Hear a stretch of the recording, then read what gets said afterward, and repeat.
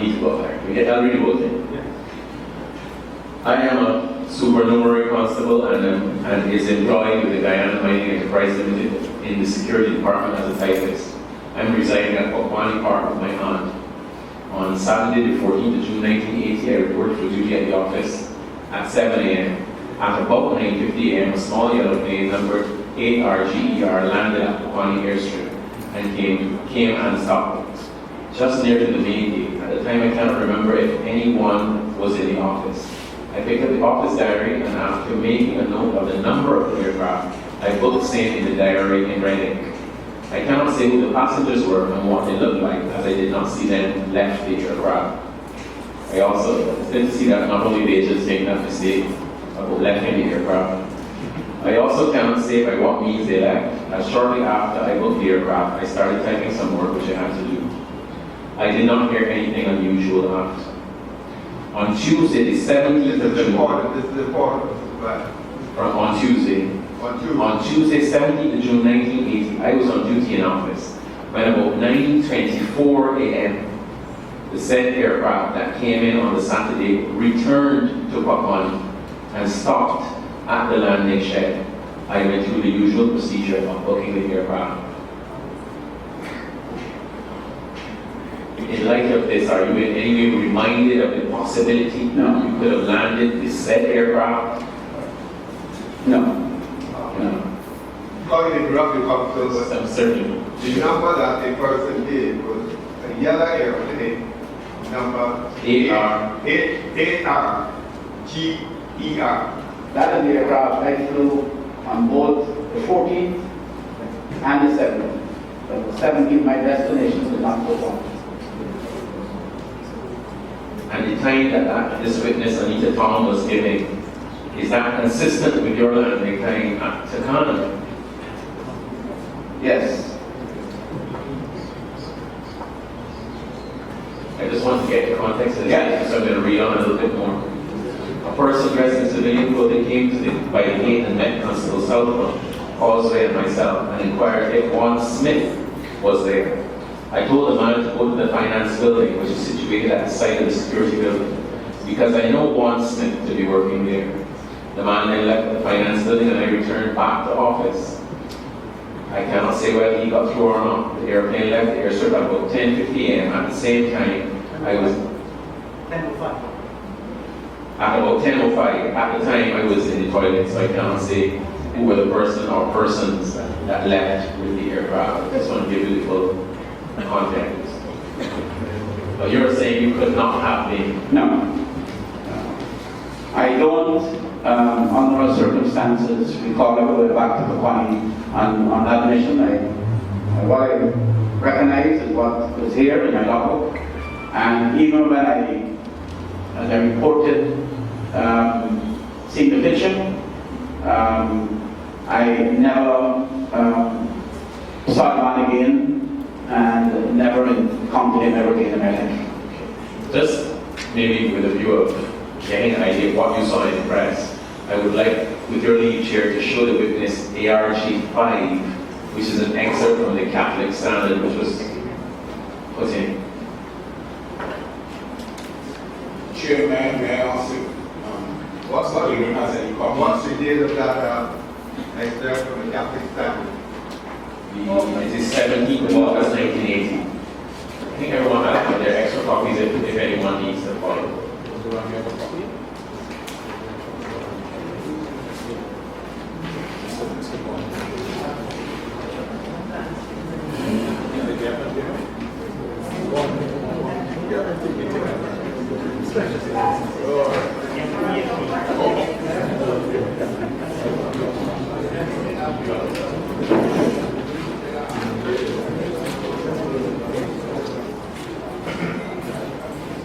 The record should reflect that we're looking at the RT5. Is this? Yes. Sure. And we did it the 17th of August 1980. The price was 30 cents. The next drop from the Catholic Standard. Indeed. I just want you to have a look at it, the picture there, and see if you can tell us. No, that is not the picture. It's not a picture. That is not the picture that caused That you saw. Yes. Since back in June, July, of that period in 1980, have you ever seen the picture again? I think I would have seen it in different publications, but this is definitely not the, this is definitely not the man that I knew, and this is definitely not the picture that I saw. That's not the picture you saw. This is not the picture, and this is not the man that I knew. We have a few Other pictures. pictures in the book. You make the rubber. We have a copy of it. Have a copy of this? The same book that was Yes. reportedly written. Take it to it. Good. Page 20.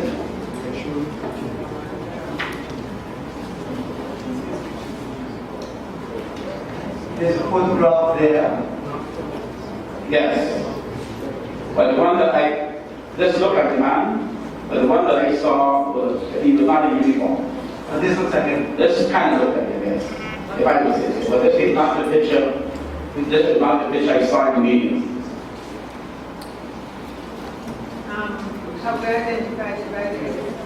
Have we identified the exit number for the record? That's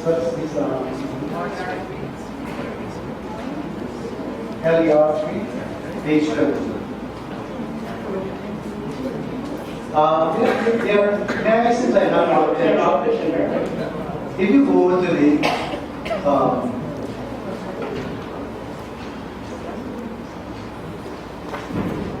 one moment please. If you go to page 15, 1-5. No. Just want to be sure. And the one at page 18. No. Right.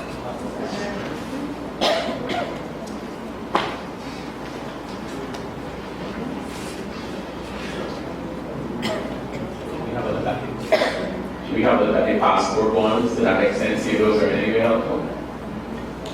I was just going to inquire through the chair whether we should have a look at the passport ones at the rear of the appendix, just since we're here. Yeah, but I don't know picture, different stages of arm's length. Maybe very Well, deceiving. not quite it. I remember my long afro indeed. I was sure the picture better than me recently, and I didn't recognize myself. People who were on the tour could not let it go from my school neighbor. And people who were on the tour told me, but that's you. And by the athletic figure there, you could not recognize yourself. So That's very generous of you, but I didn't recognize myself. just since we're here, though, let's just have a look at the appendix. It would be after page 149 From this book? of the same book. So when you go to 149, then there's some pages that aren't numbered. In fact, I think you have one up to 151, and then overleaf. In fact, yours may have the numbers of mine, you know. But after 151, if you turn over, Okay. you see some photograph, Yeah. passport, top and bottom, one fairly younger, one older. Could you say anything about either of those photographs? What I saw was a frontal picture of a man in the papers. And I couldn't remember that. As the one. Right, and that was the one that caused your suspicions. Yeah. And That looked more like the man that I saw in my film. that caused you to be thinking there was an anomaly, so to say.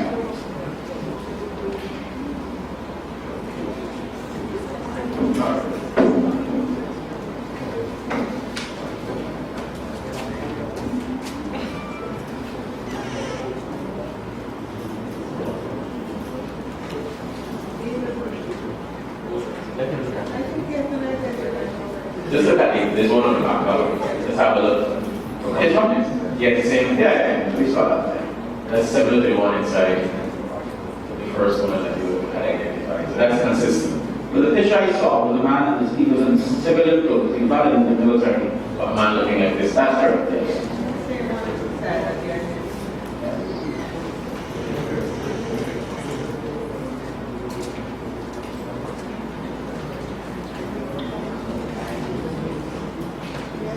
Just want to clarify a few things from your statement. In your statement, you made a reference that you were not then a member of the party. Are you now a member of any political party in Guyana? No. And were you ever a member of any political Never. party?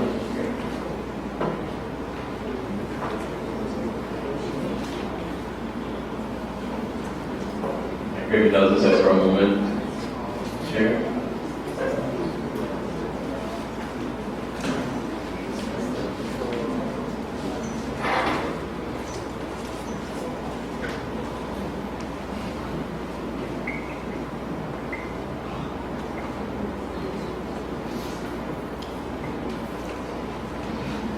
At the time, this is very general, and I hope the chair will take.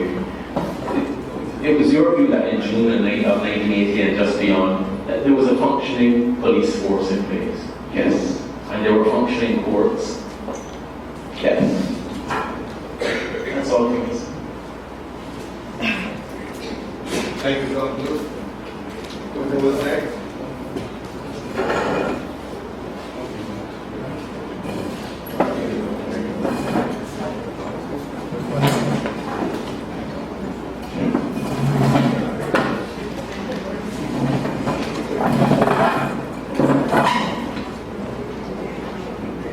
I didn't know you were here, Mr. Clark. I have to speak. Yes, that's great. The handsome one in the back. Sir, along with you. Let's ask you when you're promoted to major. 1 minute, sir, Mr. Clark. Sure.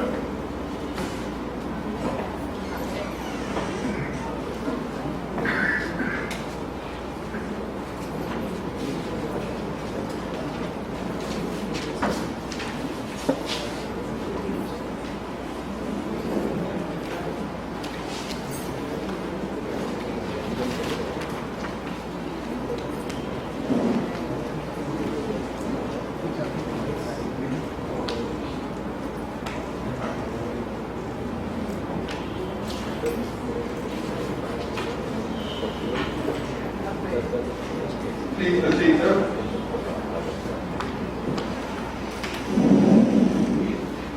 You mentioned that you were promoted to major before you retired. in 1988. Did I say that?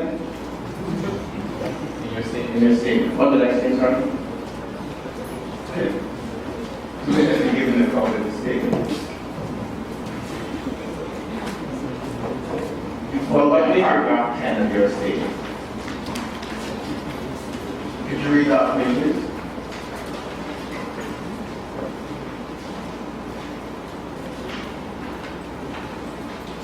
I served in the Independence Force Field. 12 years working my way up to the rank of Major. I resigned in 1988 and was honorably discharged. I then entered the private sector. When did you receive that promotion to rank of major? Sometime after 1986, I don't exactly recall. But even when I resigned, I remained in the reserve. So I was an active member of the military reserve. But in terms of the exact time, I will not be able to tell you that at this time. You were relatively junior in 1980, is that right? That's right. Yeah, that junior rank. That's right. When was your next promotion after that? Barring seeing the records myself, but I can give you approximate times in the military. So from second lieutenant to a full lieutenant, you're probably looking at maybe another year or two. And then between that rank and the rank of a captain, you're probably going another maybe two, 3 years. And then before you get to the rank of major. Was this your route to the rank of major? Yes. So from June 13th, 1980, when Yes. you were rank, relatively junior rank, That's correct. you received all those promotions in the space of 8 years, relatively. If that's what the records show, yes. No, it's fast in your opinion.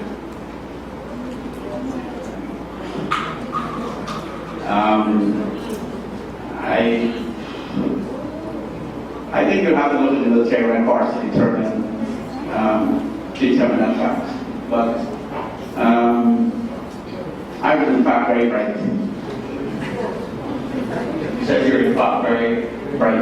Could you explain what that means? means that I was hardworking, means that I understand concepts, military concepts, procedures, and I adopted and applied myself diligently every day of my life in the military.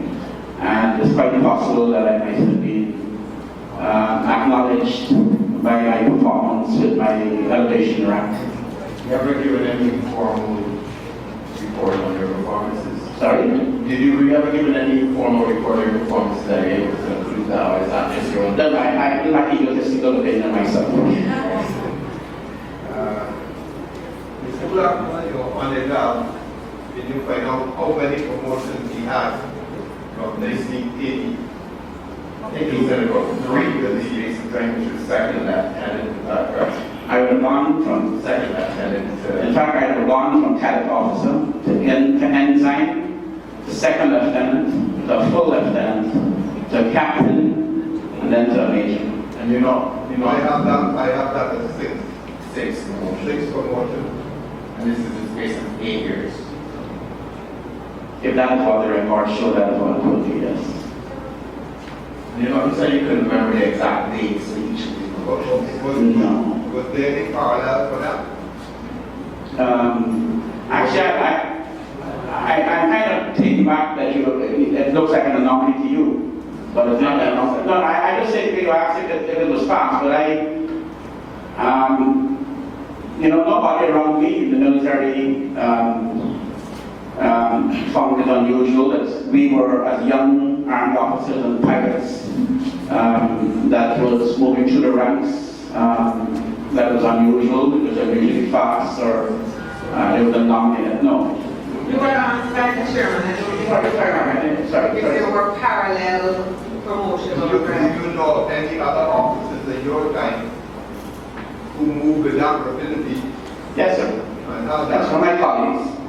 There were people that I trained with that came back home who were pilots as well. There were Major Stanford, who moved along the same ranks with us. There were they were all pilots, and we were all moving together along in the army together. Does that mean that there were about 6 promotions in 8 years? Yes, sir. If that is what the records show, I would say yes, that is what it was. Well, You said you moved from there to private sector. Yes, when I left the army, I entered the private sector, yes. What was your first position? I've seen this positions you held here. Actually, when I left the army, I migrated to Canada and became a flight instructor in Canada. And then I was offered a job with a Canadian company to come back home as the head of security and logistics called Golden Star. And I came back home as the head of the security and logistics meant air transportation, road transportation, boat transportation. And I was also involved in their security. And they were the predecessors to OI Goldmine, so they were involved in gold exploration and with a Canadian company.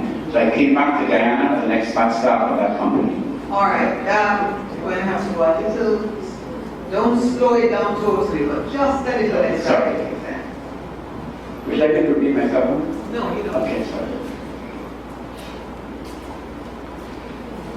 What year was it that you returned to Guyana after your stint in Canada? Probably in 88 or 89. I didn't stay long in Canada. I didn't like it, it was cold.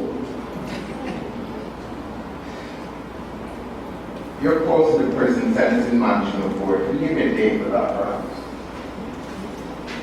3 years ago, maybe. 3 years ago. Yeah. Okay, what was your first board position? When did you first hold a directorship About. of any of these boards that you said you were president to tourism hospitality? Okay. In 1996, the first time I entered into official position holders in the private sector, I became the president of the Tourism and Hospitality Association Gang. And then I served there, and after that, I became the president of the Travel Agents Association Gang and the president of the Travel Agents Association of the Caribbean. So I used to travel across the Caribbean and so on. And then I became the president of the Chamber of Commerce here in Guyana. I was vice president of the Aircraft Owners Association, and then I became the chairman of the Private Sector Commission. And in those years, as we were developing the private sector, and if you'll permit me just to say that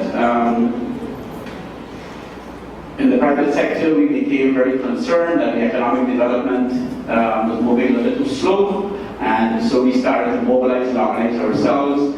We recognized that we needed to work closer in collaboration with all the policyholders, so that our stakeholders, and so the private sector started engagement with government and all of our stakeholders.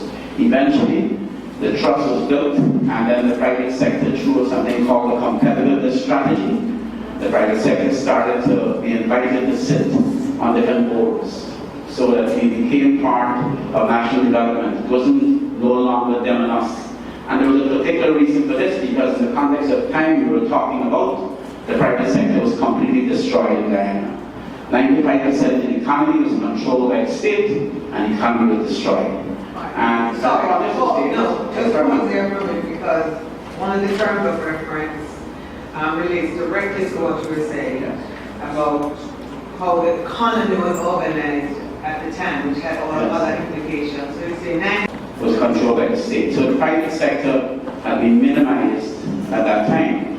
So what we as the private sector set out to do is ensure that the private sector mobilize and work hard, never again allow only politicians to occupy the management space of Guyana, that the private sector will get involved. And as a result, we built the trust, and we started to now get involved in national development issues. So we were sitting, so for example, at the power company, on the board of the power company, we had the president of the Chamber of Commerce sitting there.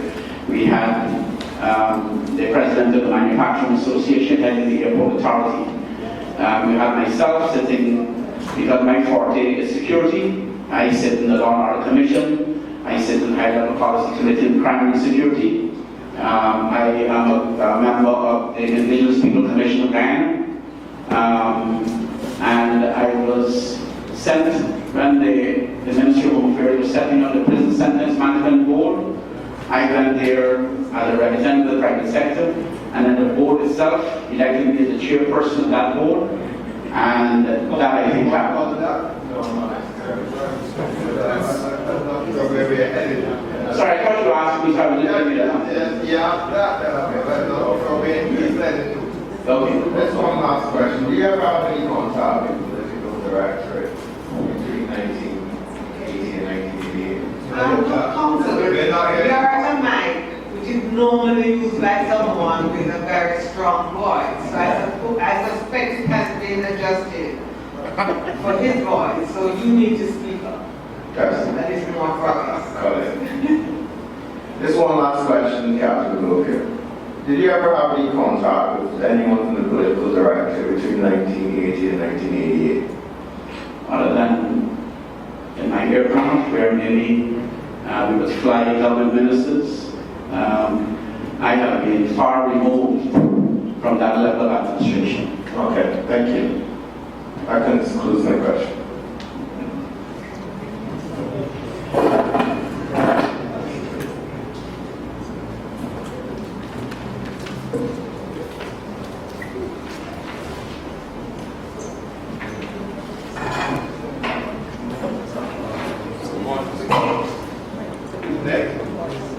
Mr. Chairman, with your leave, sir? I'm not seeing you. Let me give way. Mr. Bond, Representative BNCR. Sure you don't want to come right in front so we can see you in your face. Isn't by the way. I'm here, sir. Here, sir. Oh, sorry. You want to come up?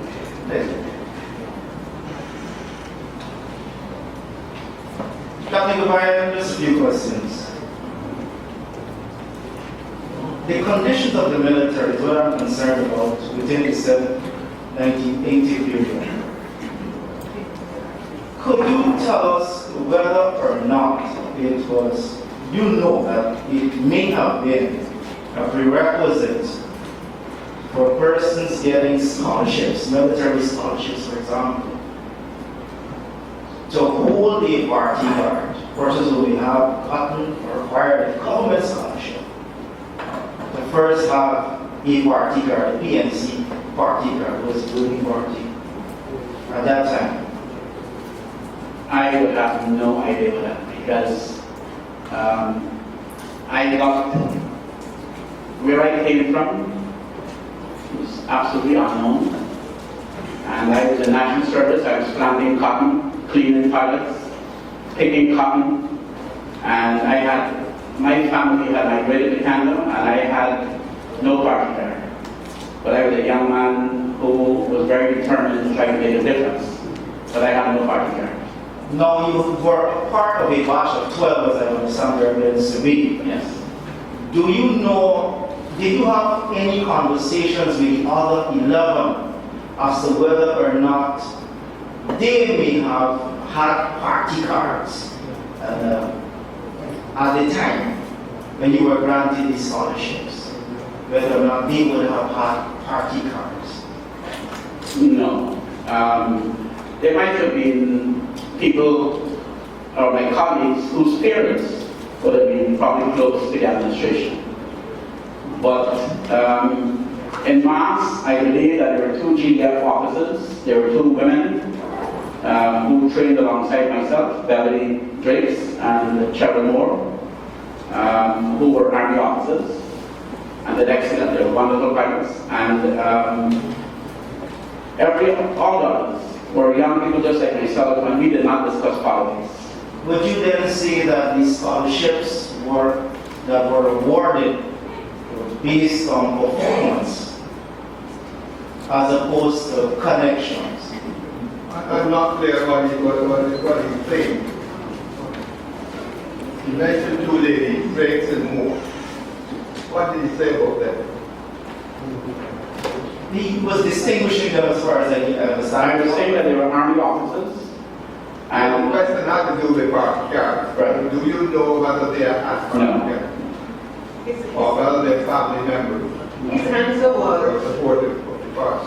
his answer was their parents would have probably been close to the party, but he did not know himself whether they carried party cards, and they did not discuss that.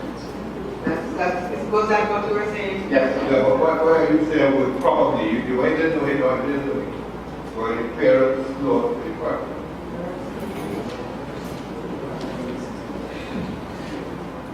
Well, the question is people who got the scholarships have party cards. All of us were young people at the time, and I don't believe my colleagues had party cards. I don't know that. I really don't know that. But I know that maybe their parents, and I knew, for example, one colleague of mine whose parents was close to the administration. But whether they held a party card, I don't know that. Yeah, but I'm not sure who that you're identifying with. Yes, because they were military officers, they were serving military officers, they were both women, and they never struck me as party, political, we never discussed politics. When you live with their parents, their Yes, families. yes. But I don't know that, sir, sorry, I really don't know that. So you do not know, your answer, if I understand it correctly, you do not know whether or not their parents were members of the People's National Congress? No, I don't know that, but I know that I was not. The other question is, did you see or observe when you came back to serve in the military, experience political interventions into not your duties, because you said clearly not in your particular duties, but did you see evidence of that around you? No. No. Thank you, sir.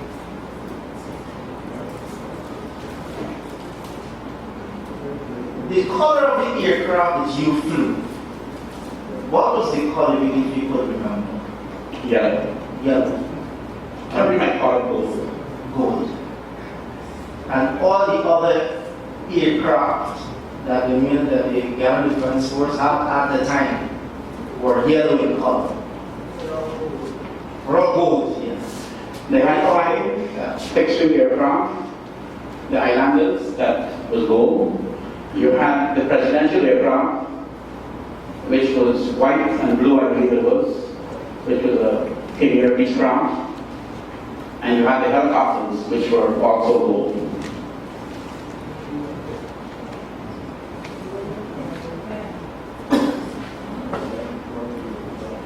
From your evidence, during the period June 1980, you described that there may have been multiple flights, not by yourself only, but by other pilots to other interior locations. Is that correct? Absolutely. Is it correct also that the other interior locations would include Kokwani, for example?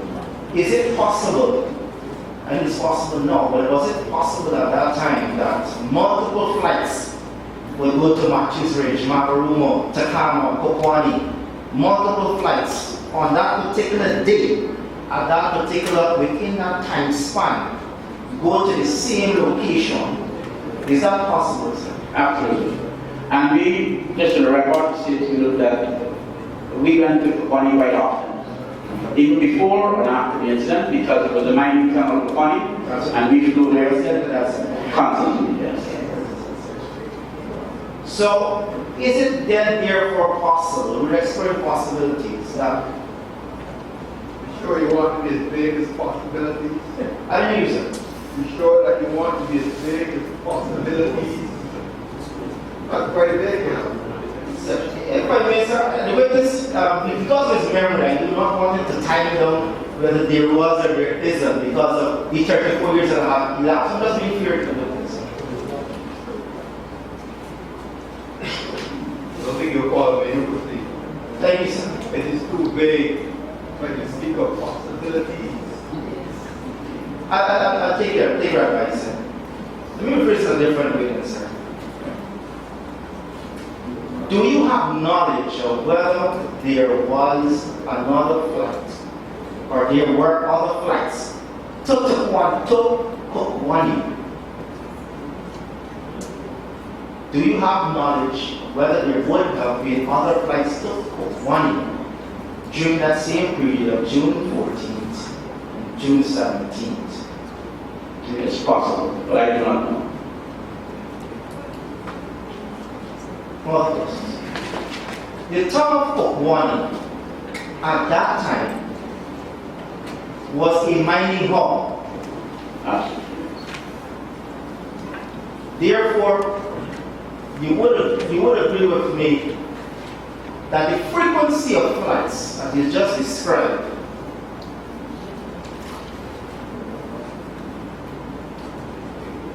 there would have been persons seeing passengers disembark, military personnel regularly in Kokwani. There would have been regular flights to Kokwani. There would have been interaction with members of at the airport, at the There would airstrip. be regular flights to Kokwani, but it would not have been, in my recollection, regular interaction with the military, other than with the military pilots when we land. But in terms of having, like if you went to Matthews Ridge, there were military people on the ground Matthews Ridge. If you went to Cameron, there were military people on the ground Cameron as well. They're indicated. At Kokwani, there was no military people on the ground Kokwani. Thank you. When you landed to Kokwani as a pilot, do you go and report, for example, a station, checking at the station that I arrived here at this particular time? Do you have a station you go and report to on arrival at Kokwani? No. The police or the security in the runway will come to the aircraft and sometimes takes the pilot name and the aircraft registration. And it happens all over the hinterland Guyana. So when planes land, the police or whoever the designated officer will come to the pilot to the aircraft and get the pilot's name and the passenger who come to the engine. The flight of the 14th, Yes. did you give your name to the police officer? No. No. Nobody approached. If they come, they come, but we will start when they came, we talk, and they don't come, we just continue our operations.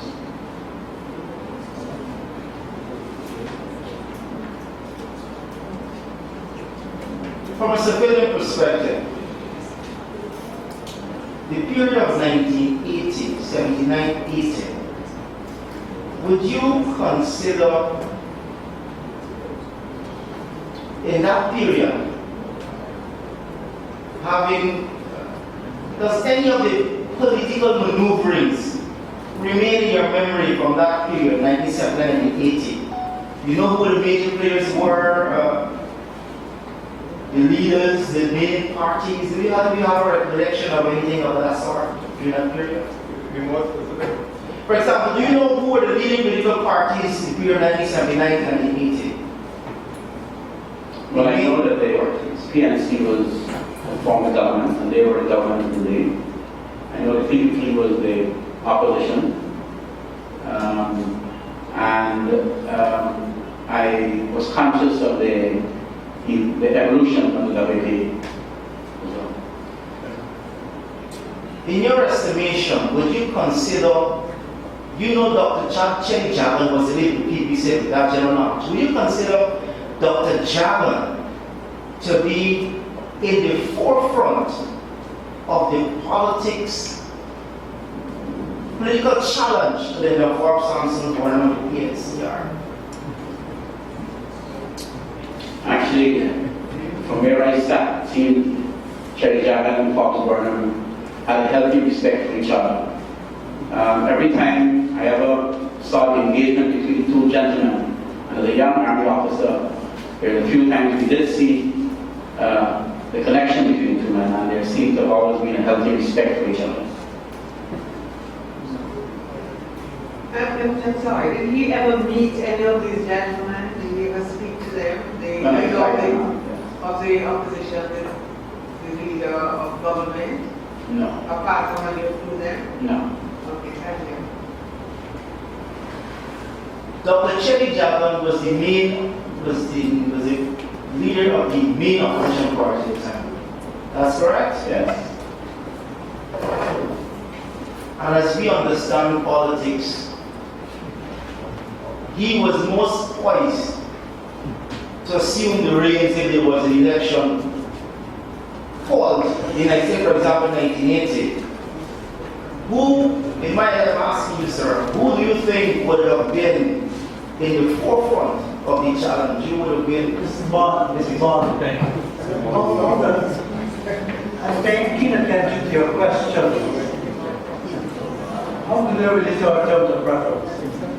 In terms of the political state, sir, in terms of the political state of the country at the time, 1979 and 80, in terms of the political news there, I think there have been theories proffered that he was a major threat to Burnham, as most of the witnesses said. What, in my question, I'm trying to tell you, should be trying to commission, is ascertain as who really, from this witness's perspective, would have been the true threat of the Forbes Sampson, but if there ever was a threat, sir. I don't think you were here from the beginning and throughout the hearing. I have formed a view, but I have not any witness implicated Dr. Jagan in anything as yet. If you are free to remind me. Is that your view? No, not physical threat, sir. In terms of competitive politics, in terms of assuming the reins of a government through elections, sir. The main opposition party, in terms of it. There are two parties competing. Will you call him witnesses as well? What party will call witnesses, sir? Will you call him witnesses? Yes. Okay. Along the same line, sir. Right. Thank you, sir. From where again, from the context of my age and position at the time, I knew that Fox Burnham and Chelly Jagan were two stalwarts of leaders in Guyana at the time. and that if it wasn't for Gordon, it was going to be Cherry Jackson. And in fact, many of us hoped it was going to be both of them together. Thank you.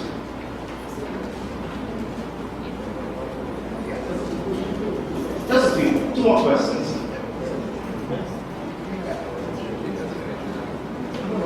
From 1980, you said you would have known of Major General Norman Lee until today, and you have had conversations with this Major General Lee. Did he at any time indicate to you that he was under pressure for the directorate of the ruling party during the period of his stewardship of the military? No. I have never, because of the difference and the span of where we sat in the military,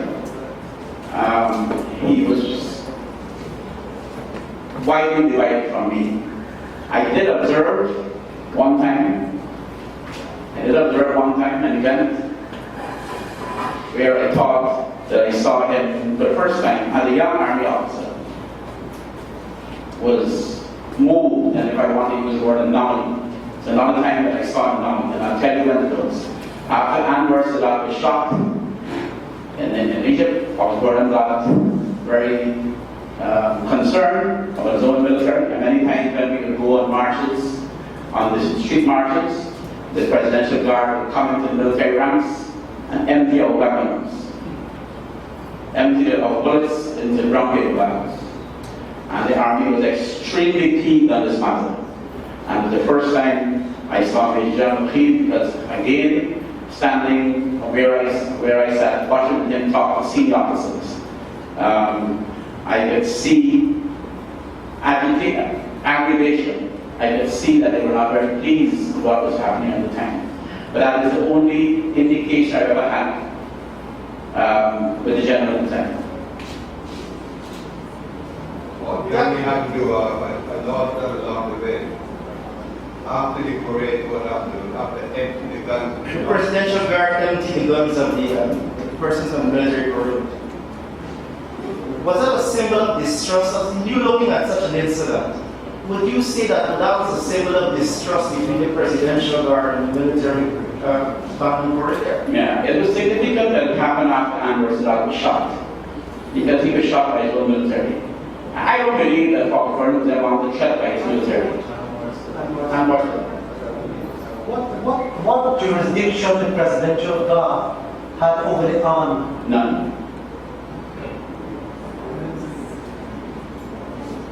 But the army permitted, but the army permitted the Presidential Guard to empty their weapons.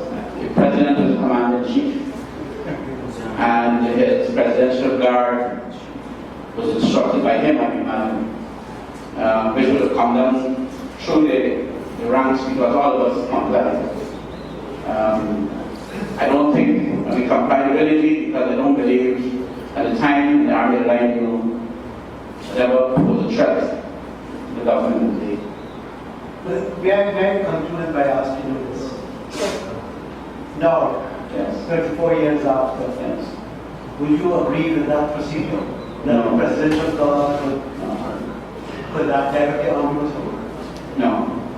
Actually, those were some of the things that I believe as we look back in time. I would say today, 34 years down the road there, I would have to say that the struggle and the effort of WPA and what they were trying to fight for would have been a just cause. A just cause. And they were fighting to ensure that freedoms of expression, freedoms of elections were fair and free, and every citizen had the right. And so when I look back today on that time, I would say that the cause was a just cause. The methodology may have been flawed, but from where I stand in my own training, when I look back at it, I would say that the methodology, and I know in this world there are three types of power: there's soft power, hard power, and smart power. And I believe that you don't have the might, you exercise smart power. I don't think that they did that at the time. But in the context of today, I believe that the Presidential Guard was out of order. They have done what they were doing, but it was obviously with presidential instruction. Conference tell me what they did with the bullet spending with the moment. I was good unit and also actually, I always thought I it don't know was. what I mean is did they take them away? Yes. Okay. But That's enough. okay, that's sense, right? One question I'm saying is here. The presidential guard is responsible for the safety of the president. Yes. And if the president's safety is at risk, would you consider the actions of the presidential guard if he were to be after information that his safety, the life of the president was at risk? Don't you think the action of the presidential guard to disarm every single man, woman, and child that day to be reasonable to protect the life and safety of His Excellency the President? Cancel the parade. I will cancel the parade. Cancel the parade, Mr. I will cancel the parade. I will never undermine the authority and dignity of military officers by having Presidential Guard remove their bullets from their weapons. That was indignant. That was not dignified for them to do. Even if it was immediate, even if the threat was The immediate, president was not there. The president was not there. We were in front of Iron Gun. Look, it was wrong. I hope we never ever go back there. I just want to make that point. And I don't think you would ever want to go back there either. We're now on a new dispensation of free time. I was born in 1979, so Thank you very much. I wasn't there. Moving on to all this, sir. The whole, I heard your testimony on maybe that you flew correctly. In identification, would you say that you were mistaken in terms of not being able to properly identify the passengers of your plane? Could you repeat the question, please? Sorry. The passengers of your plane on the June 14th, 1980, would I be correct to say that you were mistaken as to the identities of the passengers? I never proposed or purported that I could identify the passengers. I did say that I saw a photograph a couple days after in the newspapers, which I believe matched the description of the man who was in my plane, but I cannot 100% confirm. That's exactly what I'm saying, that you were, even after you saw the pictures, you said, didn't see that you were here, but even after you saw it in the newspapers, I'm suggesting to you, witness, that you could have been mistaken even at that time in saying that it was Tom Jones or Jennifer John. I think that is what I said. I'm not disagreeing with you. That you could have been mistaken as to the identity of the said person that you saw and thought you had seen. This one, I did describe it as an anomaly. I saw the picture, I felt the anomaly, and I connected the two. And you could have been mistaken. I could have been mistaken. But I don't think I was.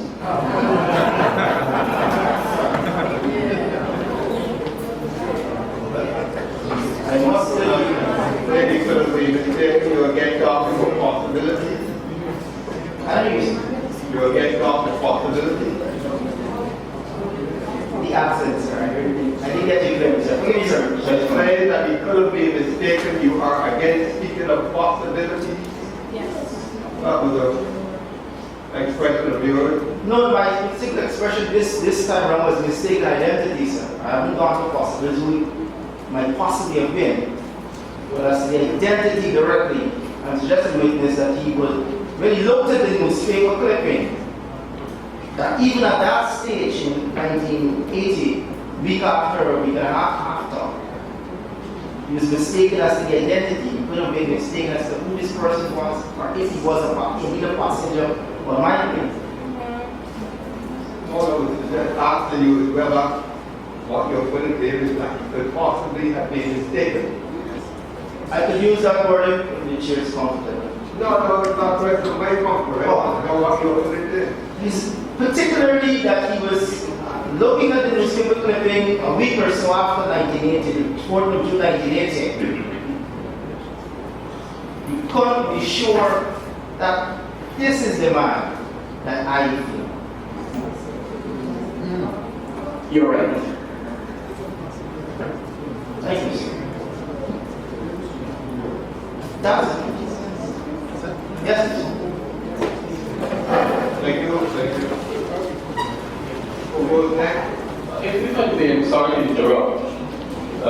It strikes me that the private logbook, or the original logbook that has been brought, is a very important document. And I don't think it has been properly tendered. And if there are no objections, I would like to ask permission to be photocopied during the questioning.